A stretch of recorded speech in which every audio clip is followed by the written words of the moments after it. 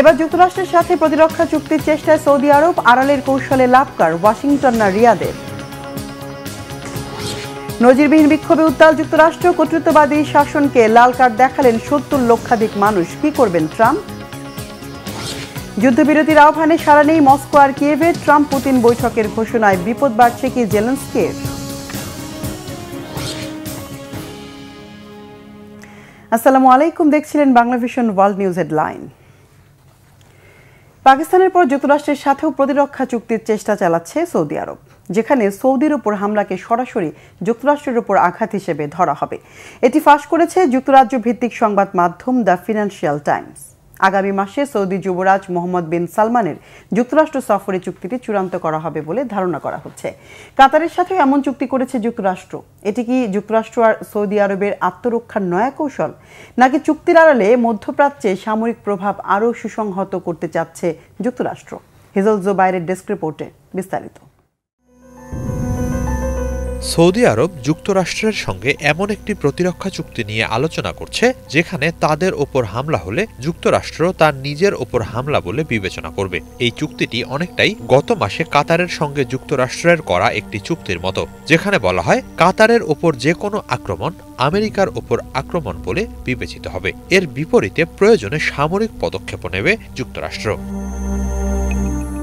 British সংবাদ মাধ্যম financial টাইমসের খবরে বলা হয়েছে, সৌদি কর্তৃপক্ষ আশা করছে আগামী মাসে যুবরাজ মোহাম্মদ বিন সালমান হোয়াইট হাউস সফরের সময় এই চুক্তিটি চূড়ান্ত হবে। সংশ্লিষ্ট একটি সূত্র জানিয়েছে, সম্ভাব্য এই চুক্তিটি হবে বিশাল এবং এতে দুই দেশের মধ্যে সামরিক ও গোয়েন্দা সহযোগিতা আরও বাড়ানোর বিষয়ও অন্তর্ভুক্ত থাকবে।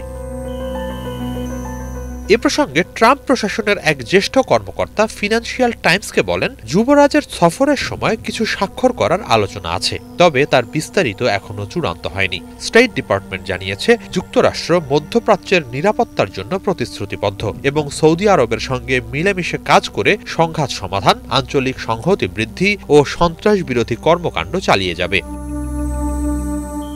ফিনান্সিয়াল টাইমস জানায়, দীর্ঘদিন ধরেই যুক্তরাষ্ট্রের সঙ্গে প্রতিরক্ষা চুক্তি করতে চাইছে সৌদি আরব। এ নিয়ে সাবেক প্রেসিডেন্ট জো বাইডেন প্রশাসনের সঙ্গে আলোচনার মাধ্যমে তারা এমন একটি চুক্তি করার চেষ্টা করছিল যার মধ্যে ইসরায়েলের সঙ্গে সম্পর্ক স্বাভাবিককরণও যুক্ত ছিল। কিন্তু ২০২৩ সালের ৭ অক্টোবর ইসরায়েলে হামাসের আক্রমণ এবং গাজা যুদ্ধের কারণে সেই পরিকল্পনা ব্যাহত হয়। এ যাত্রায় এই চুক্তির বিনিময়ে সৌদি ইসরায়েলের সঙ্গে সম্পর্ক স্বাভাবিক করার বিষয়টি রাখবে কিনা তা এক বড় প্রশ্ন, কারণ গাজা গণহত্যা ও কাতারে ইসরায়েলের নজিরবিহীন হামলা অনেক সমীকরণ পাল্টে দিয়েছে।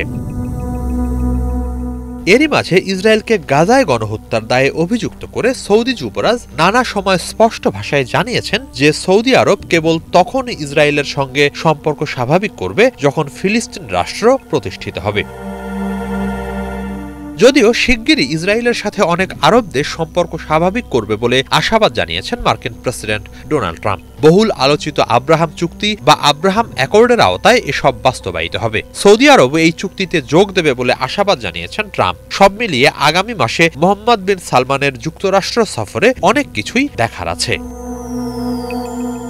বিশ্লেষকরা বলছেন, সৌদি আরব ইতোমধ্যেই যুক্তরাষ্ট্রের সবচেয়ে বড় অস্ত্র ক্রেতাদের মধ্যে অন্যতম। ট্রাম্পের মধ্যপ্রাচ্য সফরের সময় হোয়াইট হাউস সৌদি আরবের সঙ্গে $142 বিলিয়ন অস্ত্র চুক্তি ঘোষণা করে, যা ২০২৪ সালের সৌদি প্রতিরক্ষা বাজেটের দ্বিগুণ। হোয়াইট হাউস জানিয়েছিল এটি ইতিহাসের সবচেয়ে বড় প্রতিরক্ষা চুক্তি। এছাড়া মার্কিন বাজারে বিপুল বিনিয়োগেরও প্রতিশ্রুতি দিয়ে রেখেছে রিয়াদ। সব মিলিয়ে যুক্তরাষ্ট্রের কাছে সোনার ডিম পাড়া হাঁস সৌদি আরব। এ অবস্থায় ট্রাম্প সৌদির ওপর হামলা নিজ দেশের ওপর হামলা গণ্য করা হবে এমন চুক্তি করতেই পারেন, এমন ভাবনা মোটেই অমূলক নয়।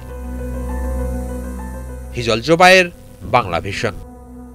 বেশ কয়েক দফায় রক্তক্ষয়ী সংঘাতের পর কাতার ও তুরস্কের মধ্যস্থতায় আবার যুদ্ধবিরতিতে রাজি হয়েছে পাকিস্তান ও আফগানিস্তান।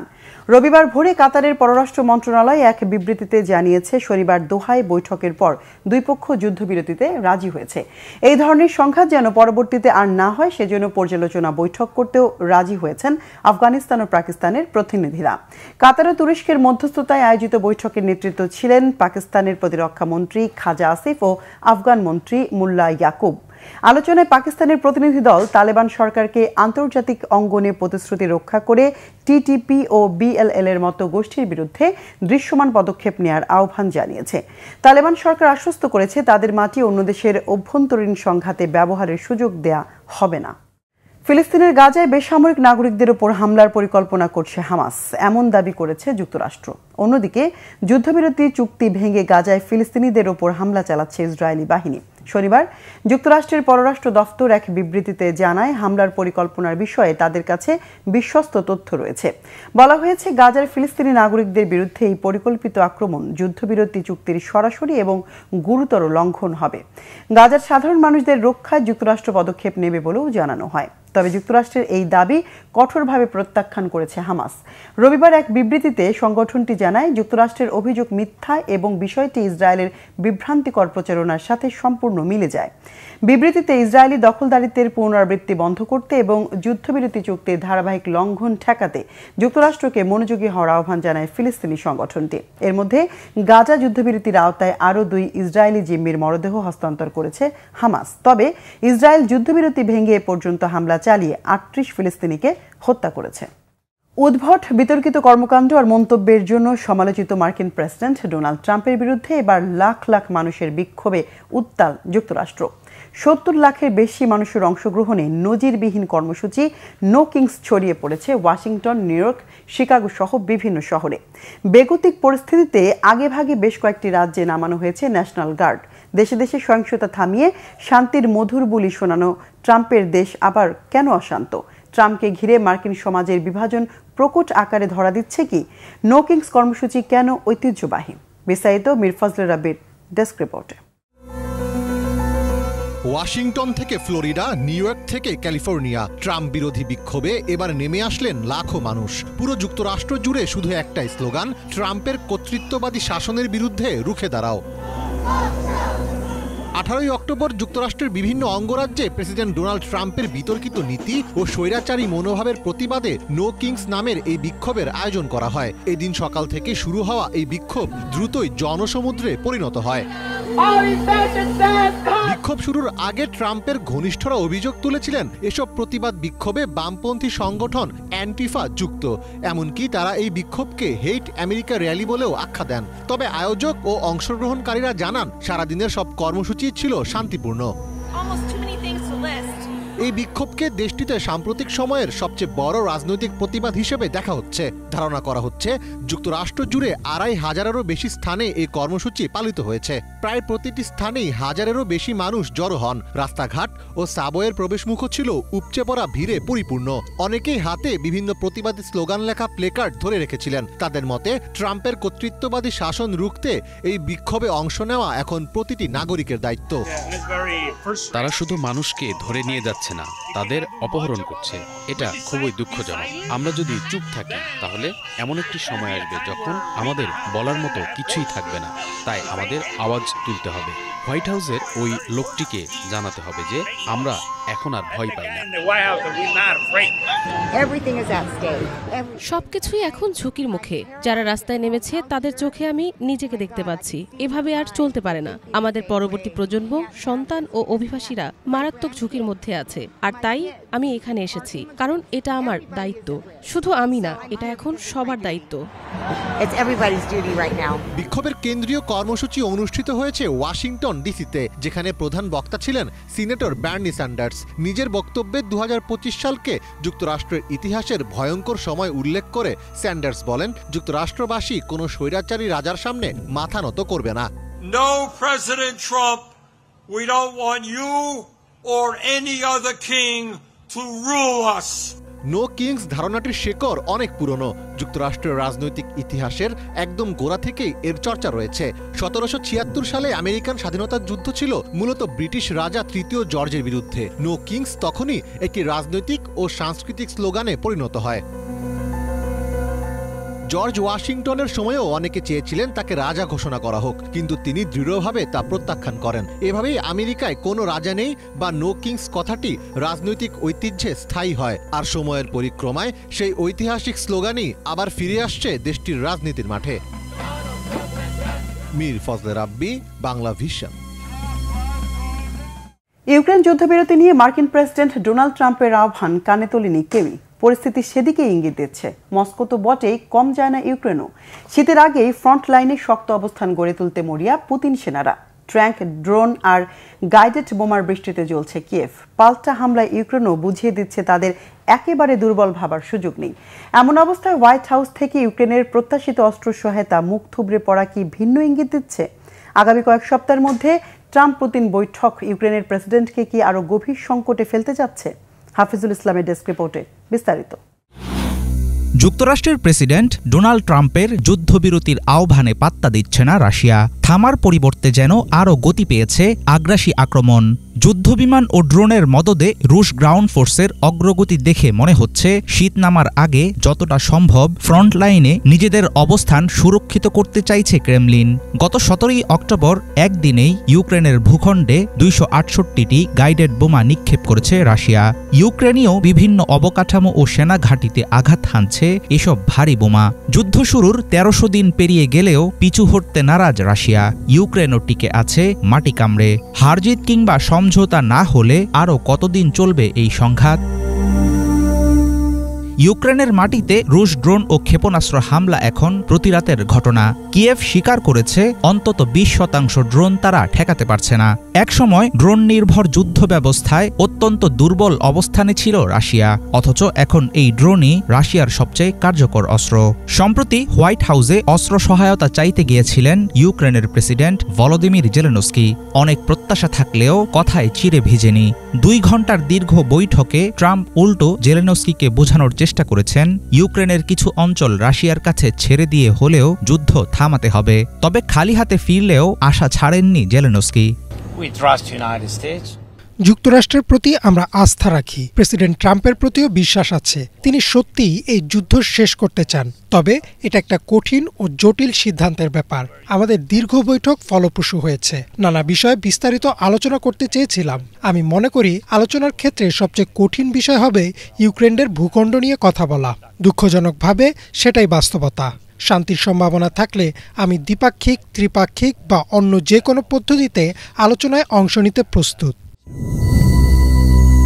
হাঙ্গেরিতে পুতিনের সঙ্গে মার্কিন প্রেসিডেন্টের আসন্ন বৈঠকের সম্ভাবনা ঘিরে তৈরি হয়েছে জোর গুঞ্জন। ট্রাম্প আসলে মস্কোর সঙ্গে সম্পর্ক মেরামতের দিকেই ঝুঁকছেন এমন ধারণা অনেকের। অবশ্য ইউক্রেনীয়রা বলছেন আমেরিকার কূটনৈতিক আহ্বানে কোনো লাভ হবে না, শুধুমাত্র শক্তি প্রয়োগ করেই রাশিয়াকে থামানো সম্ভব। তবে পদ্ধতি যেটাই হোক, যুদ্ধ স্থায়ীভাবে বন্ধ হবে, এটাই সাধারণ মানুষের চাওয়া। দুর্ভাগ্যবশত জোরের উপরেই দুনিয়া চলে। আমি বিশ্বাস করি যেভাবে হোক যুদ্ধ শেষ হবে। অবশ্যই সেটা ইউক্রেনের জয়লাভের মাধ্যমেই হবে। তবে বিজয় আসবে বল প্রয়োগের মাধ্যমে। দুঃখজনক হলেও এটাই সত্য। কারণ পুতিনের মতো একজন স্বৈরাচারী শাসক কেবল শক্তির ভাষাই বোঝে।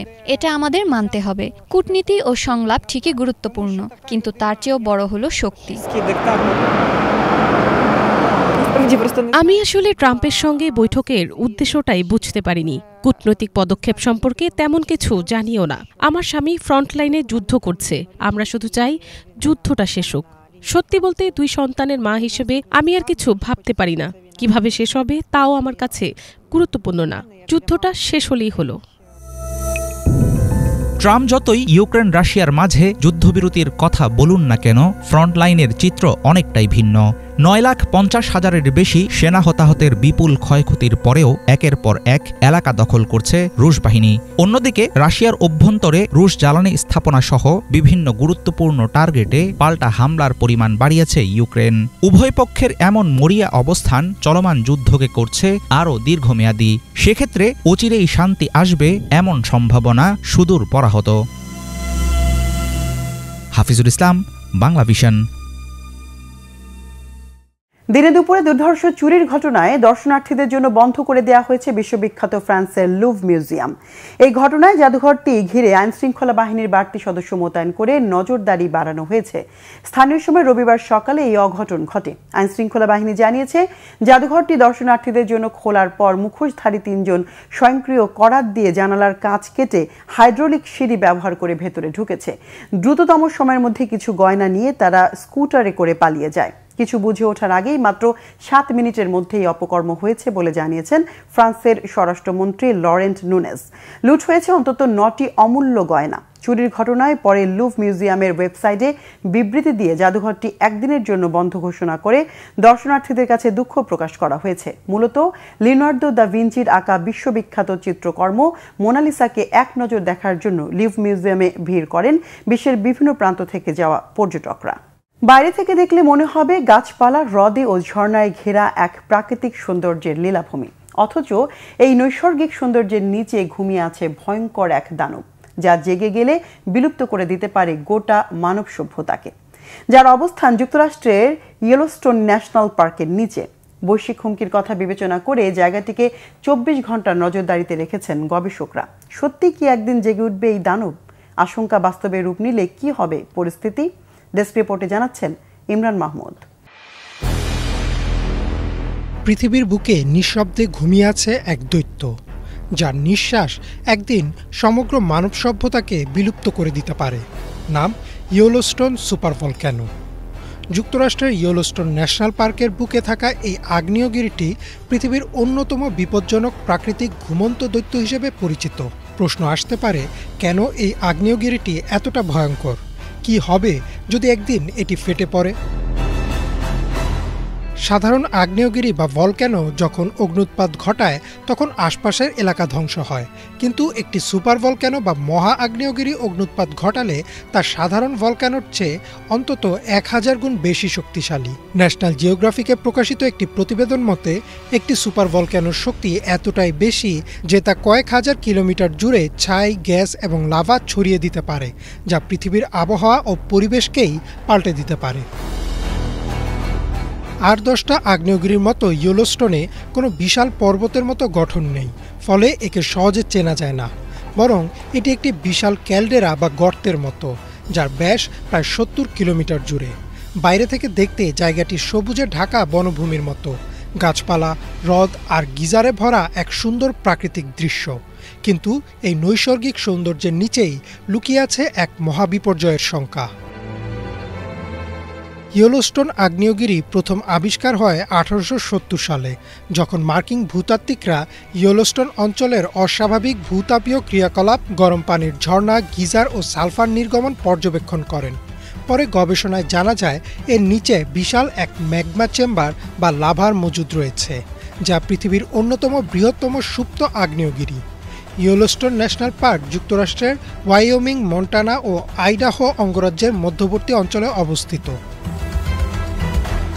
বিবিসি আর্থের বিশ্লেষণ অনুযায়ী ইয়েলোস্টোনে যদি বড় আকারে অগ্ন্যুৎপাত ঘটে তাহলে তা 1980 সালের যুক্তরাষ্ট্রের ভয়াবহ মাউন্ট সেন্ট হেলেন্সের অগ্ন্যুৎপাতের চেয়েও কমপক্ষে 80,000 গুণ বেশি শক্তিশালী হবে।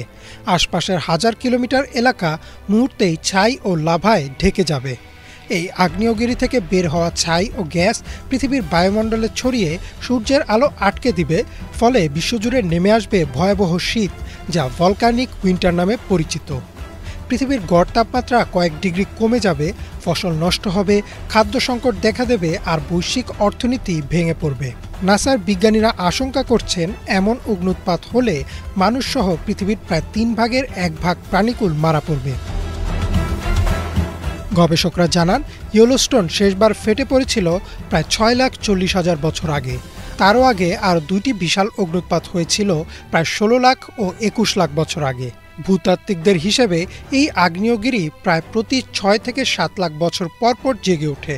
সেই হিসেবে আমরা ইতোমধ্যেই বিপজ্জনক সময় রয়েছি। কিন্তু ইউএস জিওলজিক্যাল সার্ভের তথ্য মতে নিকট ভবিষ্যতে ইয়েলোস্টোনে কোনো অগ্ন্যুৎপাতের ঝুঁকি নেই। বিজ্ঞানীরা নিয়মিতভাবে সেখানকার ভূমিকম্প, তাপমাত্রা ও গ্যাস বের হওয়া পর্যবেক্ষণ করছেন, আর এখন পর্যন্ত বড় কোনো অস্বাভাবিকতা পাওয়া যায়নি। তবে ইয়েলোস্টোন একমাত্র সুপার ভলক্যানো নয়। পৃথিবীতে আরও কয়েকটি সক্রিয় সুপার ভলক্যানো রয়েছে, যেমন ইতালির ক্যাম্পি ফ্লেগ্রেই, ইন্দোনেশিয়ার টোবা, নিউজিল্যান্ডের টাউপো এবং জাপানের আইরা ক্যালডেরা। এদের প্রত্যেকটি পৃথিবীর জন্য সম্ভাব্য বিপর্যয়ের উৎস। বিশেষ করে ইন্দোনেশিয়ার টোবা আগ্নেয়গিরি প্রায় 74,000 বছর আগে ভয়াবহ অগ্ন্যুৎপাত ঘটিয়ে পৃথিবীর জলবায়ু ঠান্ডা করে দিয়েছিল প্রায় 1000 বছরের জন্য, আর মানবজাতির সংখ্যা কমিয়ে নিয়ে এসেছিল মাত্র কয়েক হাজারে। যদিও বিজ্ঞানীরা আশ্বস্ত করেন যে এসব সুপারভলক্যানো হঠাৎ করে সক্রিয় হয় না, বরং ধীরে ধীরে হাজার বছরের ভূগর্ভস্থ পরিবর্তনের মধ্য দিয়েই একদিন তা জেগে ওঠে। ইমরান মাহমুদ, বাংলা ভিশন। দর্শক, এ ছিল আজকের মতো, সাথে থাকায় ধন্যবাদ।